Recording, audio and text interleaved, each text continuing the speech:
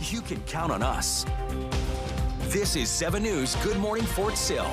Good morning, and thanks for joining us as we begin another week here on Good Morning Fort Sill. Well, we are beginning a fresh week and fresh temperatures here. I don't know, like it wasn't over 100 this weekend. I think this week we're looking pretty good, right, Ulysses? Yeah, absolutely. We're going to stay under 100 degrees. We did have a thunderstorm yesterday off towards our northwestern communities, but most spots overall for yesterday were relatively dry. 96 degrees for the high temperature, 77 for the low. So when it comes to our temperatures, both Saturday and Sunday, we were actually just a degree under, but definitely our low temperatures have been much warmer across the area. Looking at what's happening right now in our Comanche Nation Entertainment Tower Cam at Medicine Park, really things are quiet. Keep in mind now that our sunrise this week, I briefly mentioned this on Saturday, how this week will be the last week we're going to see our sunrises before 7 a.m. until we fall back in early November. So looking at your morning PET forecast at Fort Sill, 75 degrees right now. It feels like 75 out there. Winds are relatively light at 3 miles an hour. 4 degrees cooler, though, than this time yesterday. And we'll have those temperatures for the most part in the mid-70s through the next couple of hours before those temperatures begin to climb into the 80s as we head into the late morning hours. We do have about a 20% chance of a shower as we go throughout this afternoon. We're going to keep things rather seasonable here as we go throughout this week, the first part of this week. But we're also going to be dealing with a frontal system during the middle portion of the week. That's going to bring us the chance for some scattered showers and storms across the area. And then by the time we progress towards the end of the week into the weekend, we're going to be trending just a little bit more below average across the region. And we're also going to be going drier weather as well. We'll break down all those rain chances along with those temperatures throughout the entire show. Take a look at your top military headlines. Demonstrators in Washington, D.C. gathered this weekend to protest the Trump administration's move to have the National Guard troops help the Metro Police. Yeah, more than 700 National Guard soldiers are now patrolling the nation's capital. That number could grow. The Republican governors of West Virginia, South Carolina, and Ohio have announced that they would be sending National Guard troops to help lend a hand. The Trump administration says the National Guard is needed to combat crime and make the city safe. D.C. leaders say while the federal surge is useful to the city, they view the move as too authoritarian. The U.S. has suspended visitor visas for people from Gaza. Secretary of State Marco Rubio says the move is necessary because the U.S. received intelligence that some organizations arranging for the visas have ties to terror groups such as Hamas. Longtime ally to President Trump, Laura Loomer, claims American nonprofit Heal Palestine is one of those groups. Heal Palestine provides aid to suffering families and bringing children suffering from injuries, malnourishment, and psychological trauma to the U.S. The group criticized the suspension of the visas. They say they provide medical treatment and are not a refugee resettlement program. Well, Fort Sill hosted their Alien 8K run out at the Lake Elmer Thomas Recreation Area this past weekend. More than 500 participants came out to get physically fit with ET. The annual event has grown in popularity with attendance up by nearly 150 people this year. The race was put on by Fort Sill MWR and is part of their run series. MWR has multiple events coming up, and we will be actually sitting down with the installation special events coordinator Ethan Briner later this week to preview some of those other activities coming up. And speaking of upcoming events, on Altus Air Force Base, they're gearing up for the 27th annual cattle drive on Thursday. More than 30 Longhorn cattle will be led on a 3-mile drive around the installation. That drive will take place from 9 to 11 a.m. It kickstarts a whole day of festivities. Thursday night, a KC-135 will conduct a flyover for the opening night of the Altus Rodeo. And the Lawton Fort Sill Veterans Center alongside the Patriot Guard Riders are hosting a memorial service and roll call this week for veterans who have passed away recently. The event will be held at 1 o'clock on Thursday afternoon at the Veterans Center at 501 Southeast Flower Mound Road. The event is free to attend. The Lawton Police Department will be offering a motorcycle safety school on Fort Sill this week. It will be this Friday from 8 a.m. until 2 p.m. You are required to have your own street legal motorcycle, valid insurance, a helmet, gloves, and eye protection, as well as a long sleeve shirt and ankle covering boots. You can register in advance by contacting Sergeant Tanner Josie with LPD at the email on your screen. And if you're a fan of video games, anime, TV, and all things nerdy, Fort Sill MWR WR is hosting their second annual Sill this weekend. The convention will be this Saturday and Sunday at the Patriot Club and will feature stars from animated and live action TV, a cosplay contest, and much more. The event is open to the public. If you don't have a DoD ID card, you will need a visitor's pass. Full information is listed at the website on your screen. We'll have a preview later this week. And the 53rd Weather Reconnaissance Squadron out of Keesler Air Force Base in Biloxi, Mississippi are essential for helping monitor storms happening over U.S. airspace. Now, this is really cool. Dubbed the Hurricane Hunters, the squadron recently flew through the eye of Hurricane Erin as it approached the coast of Puerto Rico. Right now, Erin is considered a Category 4 storm and could fluctuate before it makes landfall. The 53rd WRS says storms like these are once in a generation, such as Hurricane Katrina. The reason why so many people passed in Katrina is because of Camille, because they thought Camille was, there would never be a storm bigger than that. So if Camille was here and Katrina was here, where's the next one going to be? We really can't tell you that. Lieutenant Colonel Cross says it could be another 20 years or so when we see a hurricane with as much destruction or more as Hurricane Katrina. After flying into Erin, he feels she's not going to be a factor and expects it to skirt between the east coast of the United States and Bermuda. Looking at your Navy news, a soldier accused of killing a man in Hawaii has been returned to the custody of his unit. The unidentified suspect was being held by military police after he allegedly shot 23-year-old Devon Pitta on Navy property earlier this month. The mother of the victim says he was attacked while trying to help his ex-girlfriend and their child escape an abusive relationship with the suspect. The Army says the soldier will remain in the custody of the 25th Infantry Division Sustainment Brigade until the next phase of the investigation. Well, the Wisconsin Maritime Museum is bidding farewell to the USS Cobia soon as it heads to Sturgeon Bay for restorations. Samantha Cavalli has a deeper dive on the history of the World War II submarine. Pipes run overhead, bunks stacked against the walls, and torpedoes at the ready. Walking the narrow passageways of the USS Cobia, you can imagine 80 men living side by side for months at sea.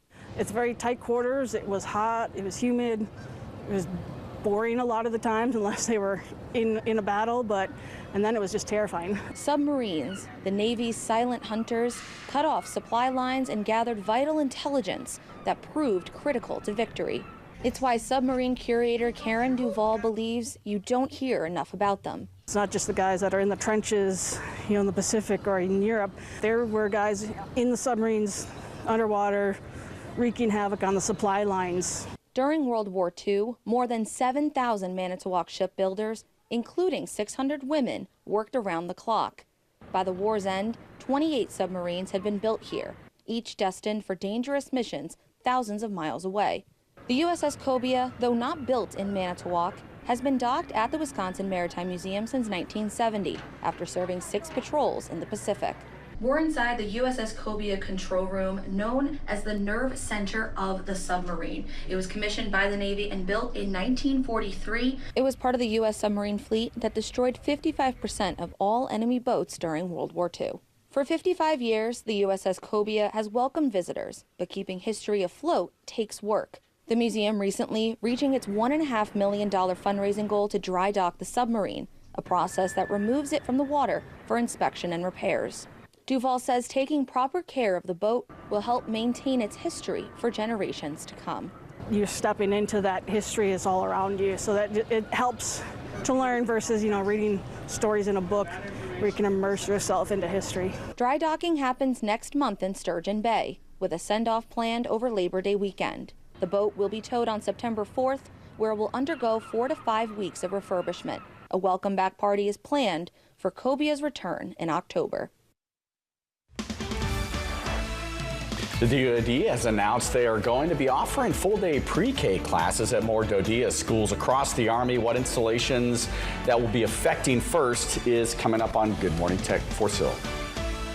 Stay connected to 7 News wherever you are. Download all 3 for free. This just in, the town of Velma is being evacuated. Stay connected to the team you trust your way. Get breaking news and investigations here on the 7 News app. Mark, what are you seeing? Right now I'm here at 2nd and F. Instant forecast with real-time alerts here on the First Alert 7 weather app. And stream live on your TV here or watch anytime on your schedule. Download all 3 for free. Stay connected to 7 News wherever you are. 7 News, working for you every night at 5 and 6. The KSWO 7 News app. Here's your First Alert forecast with meteorologist Ulysses Garcia. Welcome back, everyone, and looking at your Jackson County Memorial Hospital tower cam in Altus, and overall things are quiet here on this early Monday morning across the region, but we do have the chance for a shower or two as we make our way towards this afternoon, and that could even include a thunderstorm as well. Temperatures currently, though, mostly in the 70s, 75 degrees here in Line, 73 in Chickasha, 80 degrees in Hobart and Vernon, and Monday, those are the warm spots, 77 degrees over towards Childress and Quanah.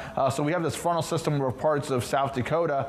This will gradually start making its way towards the south here as we go through the next 48 to 72 hours. So we do have this trough here also off towards the west. Those are also going to be enhancing those showers and storms. I talked about this a little bit on Saturday, how it was going to start becoming more of a playmaker, at least for the early week forecast. So as we go throughout the morning hours, can't rule out about maybe a 10% chance, about a 20% chance as we make our way into this afternoon. As we progress into tonight, we'll keep things partly cloudy, and then tomorrow we start introducing some showers and storms, about a 30% chance throughout the entire day. For your morning PT forecast in Fort Sill, 70s for the most part, and then lower 80s by 9 a.m. We'll keep things overall partly cloudy to mostly sunny, and as we make our way throughout the day, we'll top out around 97 degrees. Isolated shower storm possible this afternoon. Winds out of the southeast and south at 5 to 10. For tonight, can't rule out that shower lingering into the early evening hours. 75 degrees, southeast wind at 0 to 10, and as we look ahead over the next 7 days, we'll see our temperatures go from the 90s,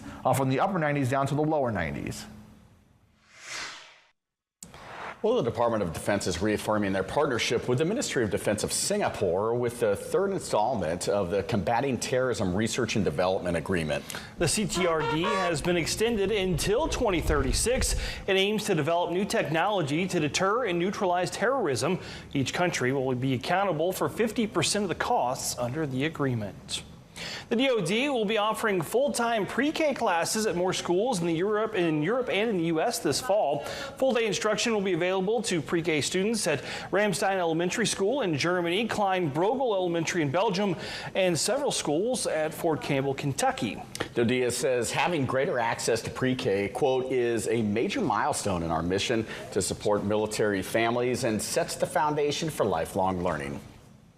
And soldiers stationed at Fort Hood, Texas are using their military ID to buy food outside of the military dining facilities thanks to a new program. For the next 2 weeks, the soldiers can visit participating restaurants at Fort Hood and swipe their ID cards as a form of payment. The Army says it's a groundbreaking step toward dining options that soldiers have long requested. Leaders will review the program after the trial period is over and whether there is an opportunity to reopen and expand access. Well, this is pretty cool, Kyle. So National Airborne Day was celebrated over the weekend. Yeah, it dates back all the way to 1940. That's when the Army's first official parachute jump took place at Fort Benning. To honor the 85th anniversary, 130 paratroopers spent their Friday jumping over Fort Benning's Friar Drop Zone. Since becoming nationally recognized in 2002, the Maneuver Center of Excellence and the 1st Battalion 507th Parachute Infantry Regiment, the Airborne and Ranger Training Brigade have hosted this event to not only honor those that came before them, but to display the pride that comes with serving our country. You get the adrenaline rush, you get that pride of being a paratrooper, and it's just an incredible feeling to be able to get out, especially on National Airborne Day when we're celebrating 85 years. We're asked to do just a little bit more than the normal just ground fighter, potentially having to jump behind enemy lines and do what we're called to do. So it's a big deal for us here at Airborne School as the only airborne school in the United States Army. Anyone that wears the American flag on their right shoulder has to come through us. So it's a pretty big deal for us here. 5 of the paratroopers celebrated the 85th anniversary by hitting a major milestone. The century marked their 100th jump. So Kyle, Fort Benning is home of the U.S. Army Airborne School, and Fryer DZ is where every paratrooper will do their first 5 jumps. I did mine back in 2000 is when I went to Airborne School. That's really cool. Well, still to come, Fort Bliss's Immigrant Detention Center is now operational. Coming up, we'll have a deeper look at the facility and how it aims to cut down on overcrowding. Stay connected to 7 News wherever you are. Download all 3 for free. This just in, the town of Velma is being evacuated. Stay connected to the team you trust your way. Get breaking news and investigations here on the 7 News app. Mark, what are you seeing? Right now I'm here at 2nd and F. Instant forecast with real-time alerts here on the First Alert 7 weather app. And stream live on your TV here or watch anytime on your schedule. Download all 3 for free. Stay connected to 7 News wherever you are. 7 News, working for you every night at 5 and 6. The KSWO 7 News app. Well, Fort Bliss's new Migration Detention Center began operations over the weekend. The facility currently can accommodate 1,000 migrants, but Immigration and Customs Enforcement says that number could eventually expand to 5,000. Many detention centers in the U.S. are at max capacity because of mass deportations of migrants, part of a broader push to increase deportations by roughly doubling detention capacity across the country. Now, work on the facility is expected to continue until 2027. Well, federal courts say a soldier from Fort Bliss accused of sharing U.S. military secrets to Russia in exchange for citizenship was already under investigation for a separate crime. A federal judge ordered that Taylor Adam Lee remain in jail without bail after prosecutors argued he was a flight risk with a criminal history. The Army declined to comment on whether it was aware of that initial investigation, which should have triggered a review of his top secret security clearance. The U.S. is sending troops to waters near Latin America and the Caribbean as part of the Trump administration's increased efforts to combat drug cartels. Navy brass says the USS Iwo Jima and 2 other ships in its amphibious group will be deployed to the area alongside the 22nd Marine Expeditionary Unit. The mission also includes the allocation of a nuclear-powered attack sub, reconnaissance aircraft, several destroyers, and a guided missile cruiser. The DoD says the military buildup is mostly a show of force. The Army Center of Military History is consolidating museums across the country, and one of the museums on the chopping block is the 82nd Airborne Museum at Fort Bragg. CMH says that the cuts need to be made because of an extensive maintenance backlog and insufficient staffing. A local author and historian feels the issue lies with government-wide budget cuts and that shuttering the museum is just not acceptable. Well, that museum was opened at the end of World War II in 1945. And to shut it down because of budget cuts, that's kind of like cutting off your right arm because you want to save a half a quart of blood. And of course, Dan, this is an issue that certainly hits close to home. It does. I ran a couple stories on this a while back when CMH first made this announcement. It's no secret, obviously, the Fort Sill National Historic Landmark and Museum is on that current closure list. About a month ago, our congressional delegation here actually submitted a letter to the Secretary of the Army advocating for keeping our museum. We'll keep a close eye on this to see as it continues to play out. Well, hopefully we'll get some good news out of that. Yeah. And speaking of good news, we got our good news story of the day. We do. So, I've experienced this personally many times. For soldiers coming home from downrange, seeing their families again after months of being away, even years at times, are the best feelings in the world. Andrew McClung brings us the story of one soldier in Tennessee who decided his return would be the surprise of a lifetime for his daughter. Time. It can be short, but as 6-year-old Alana Yates at Adrian Burnett Elementary will tell you, it can also be long. When's the last time you remember seeing him? A long time. A long time. Alana hasn't seen her dad in almost a year because... He saved the world. Peyton Yates was deployed to Kuwait in the U.S. Army for 10 months and 5 days. The only way he's been able to talk to his daughter Elena has been over FaceTime, but that all changed on Thursday. Like, I told her whenever we was getting ready to leave, and then she knows that I've been back home. I'm not over in Kuwait anymore, but she doesn't know that I'm going to be here today. Around lunchtime Thursday, Peyton Yates arrived as a visitor at Elena's school for the surprise of a lifetime. Knowing my kid, I don't know if she's going to be really surprised or if she's going to try to come and tackle me at first. So when the time arrived,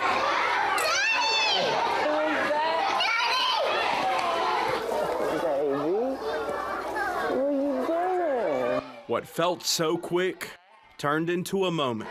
Hey. Frozen in time. I told you I'd be coming back home, didn't I? It was very, very wonderful. Very. Daddy missed you so much. You want me to go back? No. No? Okay. I won't go back for a while then. Yay. In Knox County, I'm Andrew McClung. Here's your First Alert forecast with meteorologist Ulysses Garcia. Quiet conditions here on this early Monday. Looking over our Duncan Regional Hospital tower cam, really just not much out there. I mean, it is a warm start to the day. That's pretty much it, with temperatures into the 70s, 74 degrees right now in Lawton, 76 in Wichita Falls, 77 in Quanah, 80 over towards Vernon, 76 in Kroll, 73 in Chickasha. And looking at the setup, like I mentioned before, we have this frontal system, a stationary front. This will gradually start making its way towards the south as we go through the next 48 to 72 hours, and that's going to start enhancing our rain chances across the area later on this week. Hurricane Aaron, it was a Category 5 back on Saturday, gone through an eye wall replacement. It's also been growing in size, so it's right now a Category 4 hurricane. Eventually, it will start weakening as it starts turning off towards the north. The main concern for the United States will be beach erosion, high surf, and rip currents throughout this entire week, as it's pretty much going to be in between Bermuda and the United States. Now for us here though,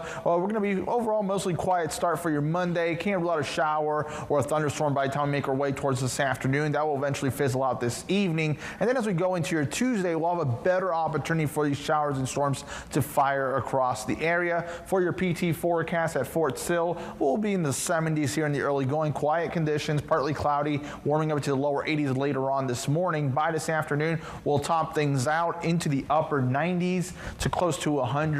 And as we look ahead at your 7-day forecast, we'll be already in the upper 90s early this week, down to the lower 90s by the end of the week.